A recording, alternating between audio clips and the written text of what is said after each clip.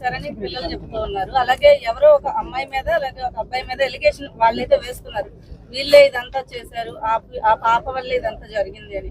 So వాళ్ళ నుంచి ఏమైనా ఇన్ఫర్మేషన్ మీకు చేస్తారు. ఇప్పుడు ఎందుకంటే ఇప్పుడు ఎవరైతే ఉన్నారో పిల్లలు వాళ్ళు మాట్లాడటం జరిగింది, వాళ్ళతో మాట్లాడినటువంటి సందర్భంలో మేము వాళ్ళని అడిగాం, నేను కూడా అడిగాను స్వయంగానే.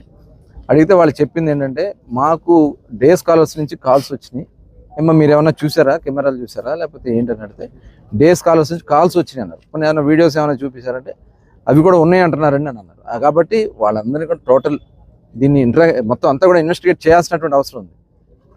ఇది చిన్న విషయం కాదు, చాలా సీరియస్గా అయితే ప్రభుత్వం ఉంది. చిన్న విషయం కాదు, ఇది చాలా క్లుప్తంగా. ఎందుకంటే ఇవాళ సోషల్ మీడియాని చూస్తున్నాం, ఐటీని ఎలా కావాలో అలా వాడుకునే టెక్నాలజీలు వాడు చూస్తున్నారు. దానికి మించిన విధంగా మనం దాన్ని ఐడెంటిఫై చేయాల్సినటువంటి అవసరం ఉంది. తప్పకుండా దీంట్లో ఎవరున్నా కూడా వదిలే సమస్య.